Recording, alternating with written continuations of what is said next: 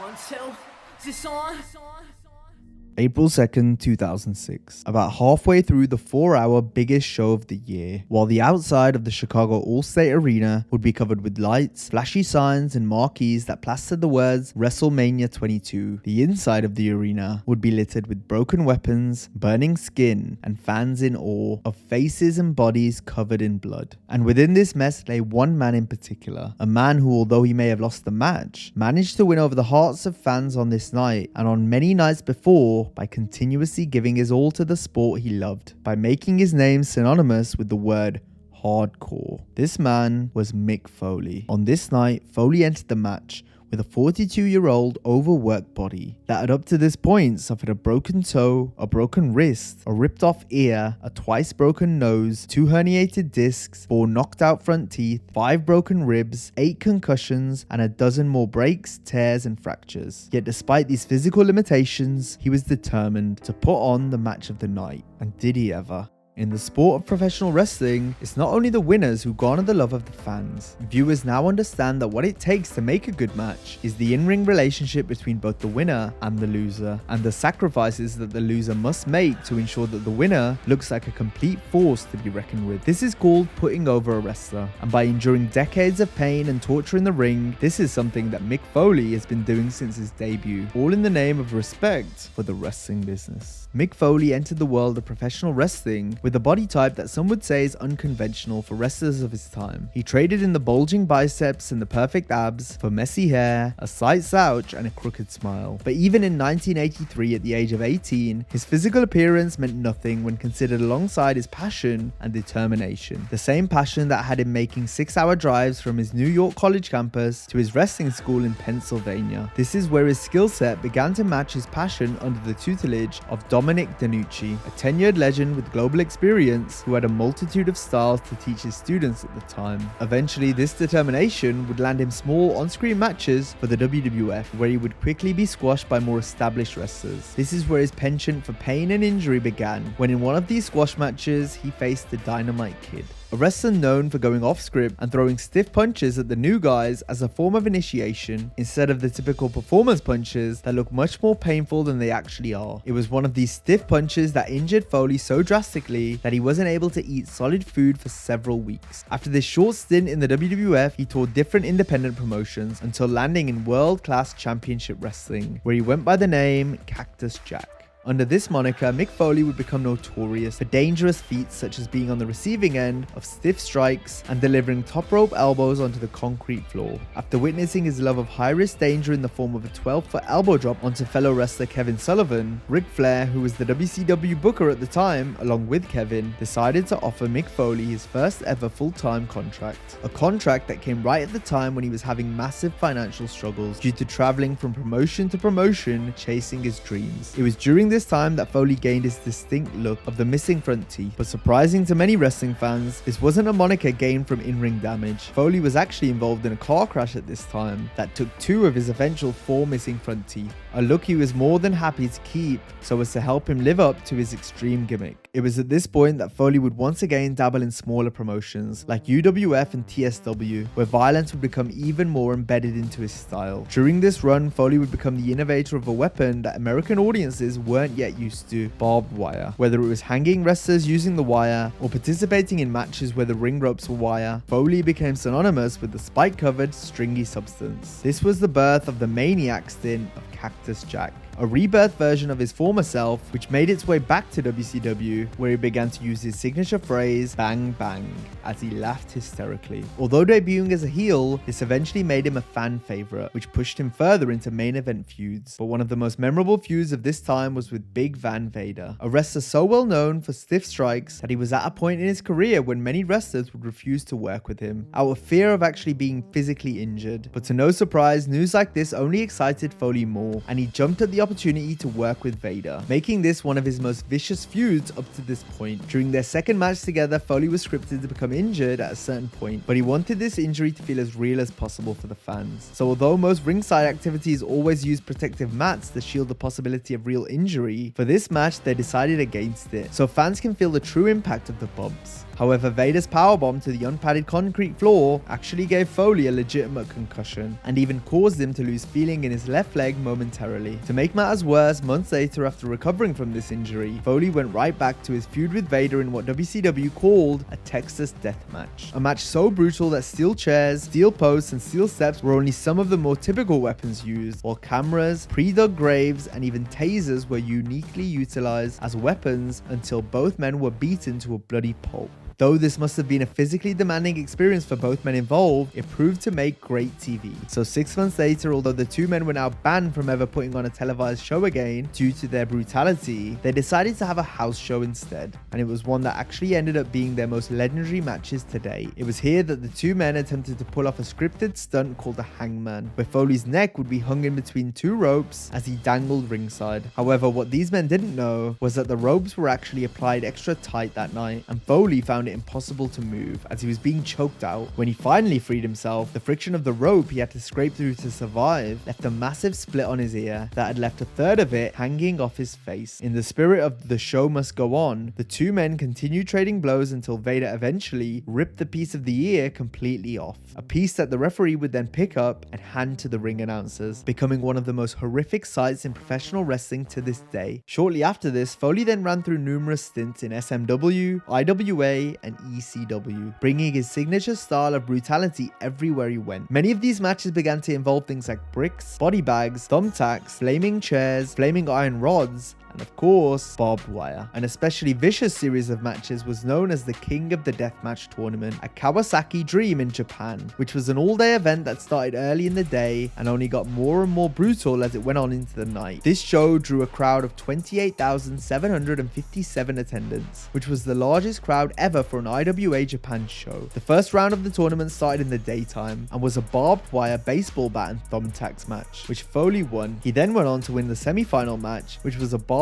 wire board and spike nail match. And just when you thought it couldn't get any more inhumane, nightfall came. And along with it came the tournament main event, which was a barbed wire rope exploding barbed wire boards and exploding ring time bomb death match, which proved to be as hard to watch as it was to say. Yet no one in the attendance could look away. It was a complete bloodbath for the two men involved, with Foley suffering extreme pain from the mixture of cuts from the barbed wire along with the second-degree burns from the C4 explosions. To make matters worse, he also had to endure these burns during his 14-hour flight back to America the next day. Recently, Foley had stated that for this entire event, he had only been paid $300. This is why it was a relief that shortly after, Foley had been signed to a full-time contract with the WWF, one of the top promotions at the time. Due to years of mutilation and damage, Foley already wasn't looking too good at this point, so WWF head Vince McMahon wanted to cover up his face. So instead of debuting as the infamous Cactus Jack, he came in as Mankind, a leather mask wearing, mentally unstable psychopath, known for dwelling in boiler rooms and speaking to a rat named George, pulling out his hair and randomly screaming "mommy" during matches. During his early years as Mankind, Foley once again began performing in brutal matches, such as buried alive matches, steel cage matches, dumpster matches, and the infamous boiler room brawl, a match created as a result of Mankind's penchant for lurking around in the boiler room. But the most infamous of these specialty matches was his 1998 Hell in a Cell match with The Undertaker, which is one of the most iconic matches in wrestling history. This match became known for its high level of danger and its low levels of precaution. When planning the match, Mick Foley had pitched the idea of starting off the bout with him being thrown off the top of the cage, then climbing back up and being thrown off again. Undertaker, his opponent for the match, replied with, "Mick,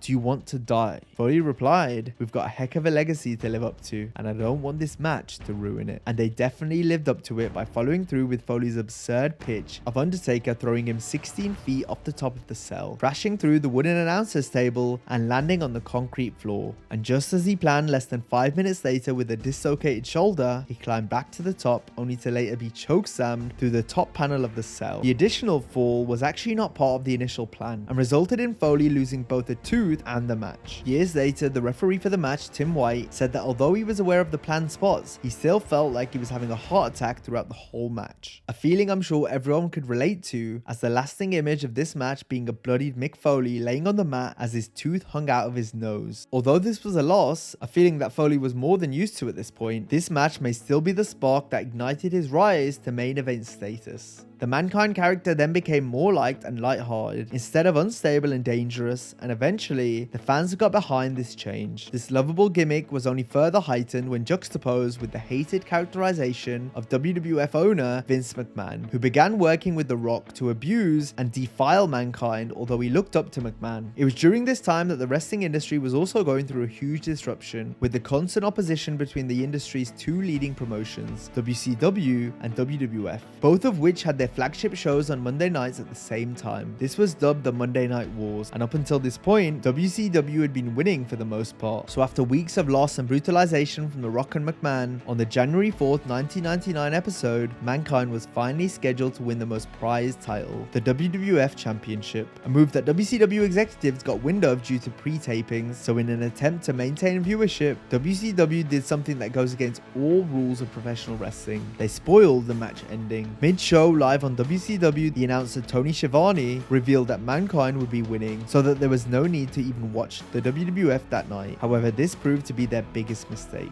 Immediately after the match result was revealed live on WCW, Nielsen ratings indicated that over 600,000 people switched over to WWF programming. This was monumental because it not only put WWF in the ratings lead for the Monday Night Wars, but it also showed that results on their own aren't what matters to wrestling fans. What matters is the ability to witness history being made with the characters we've watched grow and be a part of these sentimental moments that show us that anyone can achieve their dreams. From that point, WCW never surpassed WWE in the ratings, and Foley continued his must-see feud with The Rock, but this time as a world heavyweight champion. And this feud would culminate in a match that would require Mick Foley to do something he has never done in the ring: quit. The 1999 Royal Rumble I Quit match between Foley and The Rock had the especially savage stipulation of only being able to end once one participant said the words "I quit." And based on Foley's past of enduring brutalization, everyone wasn't sure that it would be impossible to make him say those words. During the match, not only did Foley take numerous hits with tables and ring bells in the ring, outside of it, and in the stands, not only did Foley take a 12-foot fall onto the live electrical equipment that sparked and caused lights to go out as he hit it, but what truly made this match one of the era's most brutal was The Rock's use of one weapon in particular: the steel chair. The steel chair has been a mainstay in professional wrestling since the 50s, so it was no surprise to see it in any match, much less a Mick Foley match. But the level of brutality that audiences witnessed that night goes beyond any way the steel chair had been utilized up to that point. Here's some steel chair ground rules. For starters, wrestlers would often put their hands in front of their head last minute to shield their skull from any true damage, but The Rock had Mick Foley handcuffed for a large portion of the match, so that was impossible. Secondly, the most chair shots a wrestler was allowed to take during a 10-minute match was 3. Within the span of 2.5 minutes, Foley had taken 11 unprotected chair shots directly to the head. This sight took an emotional toll on everyone in attendance. For the first time in Foley's risky career, the bloodthirsty fans that were regularly yelling for more were now yelling to stop.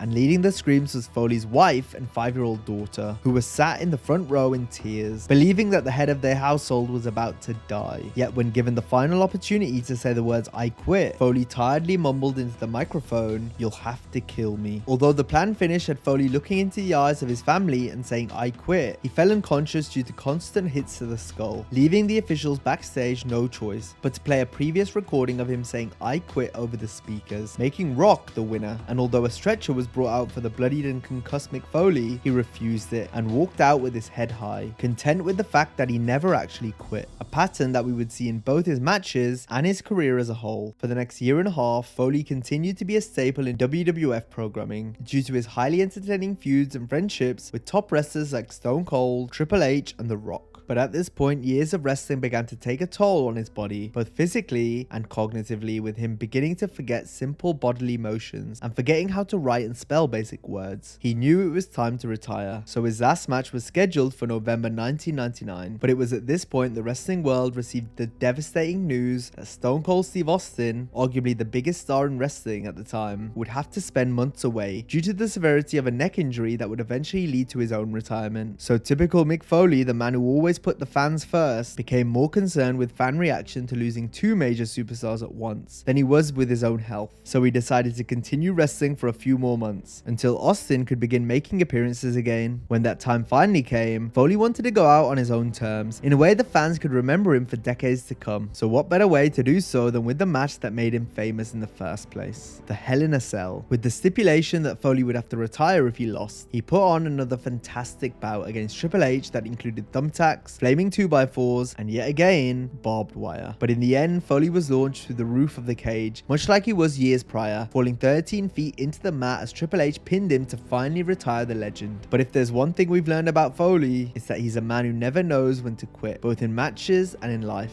For the next 6 years, he continued to have on-screen appearances that involved little to no wrestling, but every time he did step back into the ring, he knew it would only be to give back to the industry and performers that he loved his whole life. Although he had been sacrificing more than most his entire life, this true era of the giving back Mick Foley began in 2003, when he decided to begin a storyline with a young wrestler who was newer to the industry at the time, but has gone on to become a legend in his own right. A young Randy Orton was being pushed as one of the most deplorable wrestlers at the time by running through beloved legends that were way past their prime. So in order to live up to the legend killer status, he began tormenting a legend that fans grew to adore by pushing Foley down a flight of stairs on June 23rd, 2003. After a lengthy feud that saw the return of The Rock at WrestleMania 20, it eventually culminated at the Backlash pay-per-view in 2004, where Foley brought Cactus Jack out one more time for a hardcore match that saw Orton utilizing Foley's signature barbed wire baseball bat in his own unique ways in order to win the match. To this day, Foley says this was one of the best matches of his career, and although this match did wonders to push Randy Orton's legend killer persona over the edge, there was still one more edge that Foley felt like he needed to conquer, and that came in the form of Adam Copeland, aka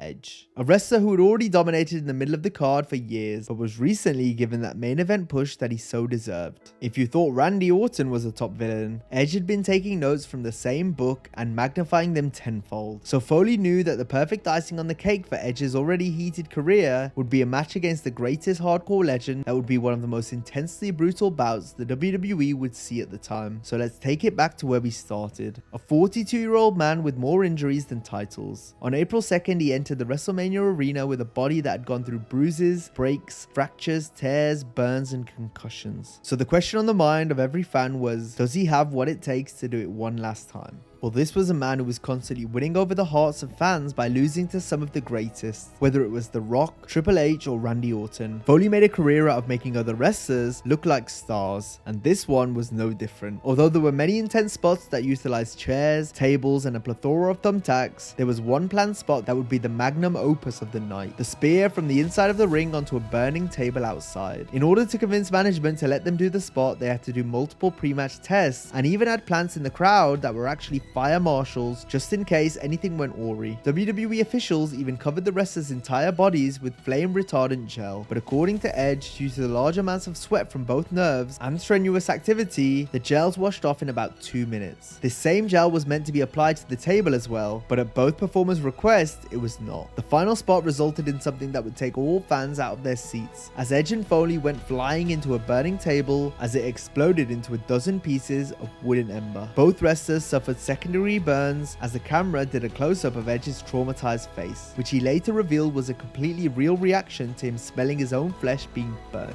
As both men lay over the rubble and chaos they had created, Edge shakily crawled over to Foley's unmoving body and laid his arm over him as the referee counted to 3, making Edge the winner of one of Foley's final matches with the WWE. At that moment, he lay on top of the legend. He whispered 4 words that every fan in attendance was probably either thinking, whispering, or yelling as well: "I love you, Mickster." And typically, the always cheery, always happy Mick Foley did what he did best. He gave it right back by whispering, "I love you too." Words that were said to Edge, but were surely also meant for all the wrestlers, fans, and the industry that he gave his life to.